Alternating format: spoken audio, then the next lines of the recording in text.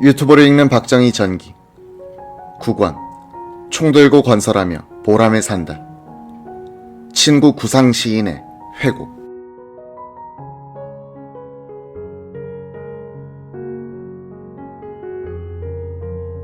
(6월 12일) 박정희 대통령은 정일권 국무총리와 김종필 공화당 의장에게 얼마간의 의석을 잃는 한이 있더라도 공화당원에 의해 저질러진 선거 부정 사건은 엄격하게 다스려야 한다고 말하고 사후 처리를 철저히 하라고 지시했다. 공화당 상의역 정부영은 사태가 심상치 않다고 판단하고 6월 13일 박 대통령을 만나 이 사태를 수습해야 합니다. 정치적으로 해결하십시오 라고 진언했다. 정치적 해결이라뇨. 대통령께서 진심으로 선거 사범을 파헤친다는 생각을 가지고 조치를 취했다고 하면 국민들도 납득하고 야당도 국회 출석을 거부하는 극한 투쟁은 안 할 겁니다. 정부영은 2시간에 걸쳐 간곡하게 건의하며 내각 교체도 거론했다고 한다. 박 대통령은 이렇게 말하더란 것이다. 저도 이번 선거 기간 동안 여러 가지 보고 느낀 점이 많습니다. 지나친 타락 선거였다는 점도 인정합니다. 그렇지만 야당의 주장은 또 뭡니까? 전면 재선거를 하라는데 그거 정권 내놓으라는 소리 아닙니까? 박 대통령은 재미있는 감상을 털어놨다. 제가 이번 선거에서 몇 사람은 국회에 들어오지 못하기를 바라서 특히 그 지역의 공화당 후보를 특별 지원했습니다. 그 몇 사람은 내게 반대한다 해서 그런 것이 아닙니다. 6대 국회 4년 동안 보니까 그 사람들은 이면에선 뒷거래다 뭐다 해서 제 실속을 차립니다. 그런데 표면에서는 저만이 애국자고 깨끗한 사람인 양 행세합니다. 차관 승인 같은 것은 양해한다고 뒤에서 업자에게 약속하고 정작 공식 회의에선 내가 언제 그랬냐는 듯 시치미를 떼고 특혜 아니냐고 짐짓 때리고 그럽니다. 이런 거짓말쟁이들이 국민한테 도리어 인기가 있고 표를 더 받습니다. 이번 선거에서 여당만이 돈을 썼습니까? 야당에도 여당 못지않게 돈을 쓴 사람들이 있습니다. 그뿐인 줄 아십니까? 소위 마타도어 작전이라 해서 속임수 선거를 도처에서 했습니다. 김모 같은 사람이 선거운동한 것은 온통 마타도어 흑색선전입니다. 당해낼 재간이 없어요. 잔깨와 속임수로 선거를 치러요. 그래놓고 부정선거다, 재선거하라는 소리, 이런 사람이 앞장서서 하고 있습니다. 어느 선거나 어느 정도의 타락과 부정은 있게 마련입니다. 우리 같은 형편에서는 더욱 그렇습니다. 정부영은 박 대통령을 설득하는 데 성공하지 못했다고 판단하고 돌아갔다.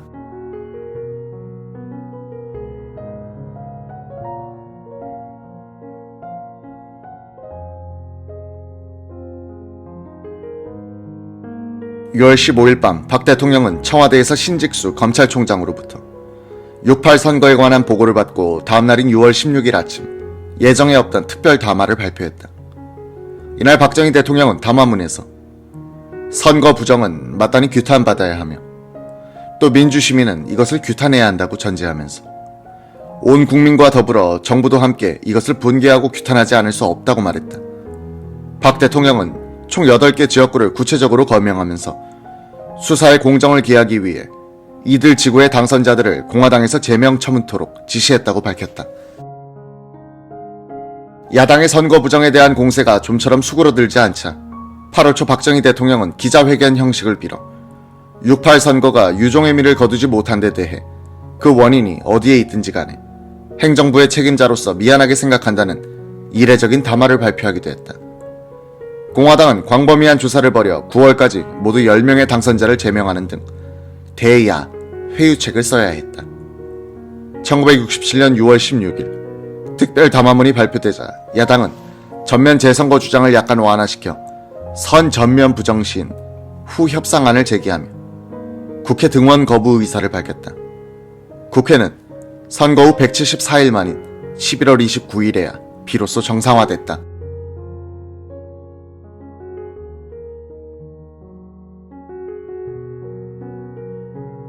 (1967년 7월 1일) 오후 2시 중앙청 광장에서 제6대 대통령 취임식이 거행됐다. 이날은 제7대 국회의원의 임기가 시작되는 날이기도 했다.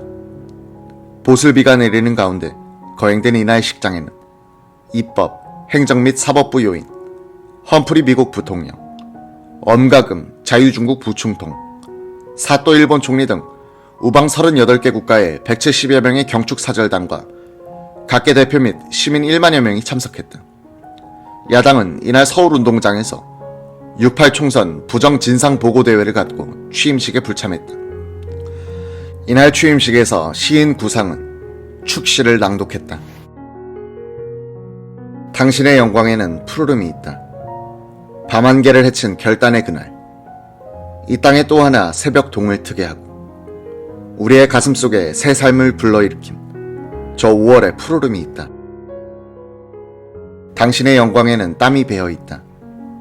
발벽을 뚫는 광부의 이마같이, 보리 타작을 하는 농부의 잔등같이, 아니 앞장서 수레채를 잡은 일꾼같이 전신에 땀이 배어있다.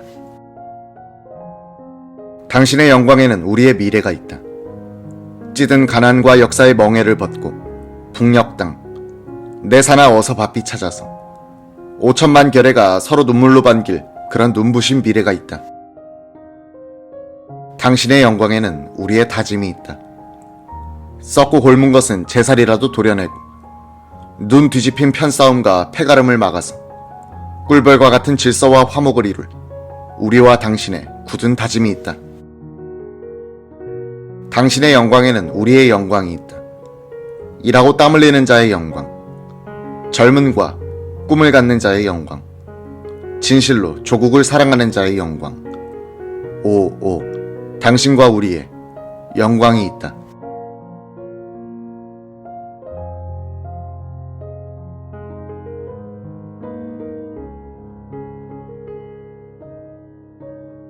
최근 필자와의 통화에서 구상 시인은 친구 박정희 대통령을 이렇게 회상했다.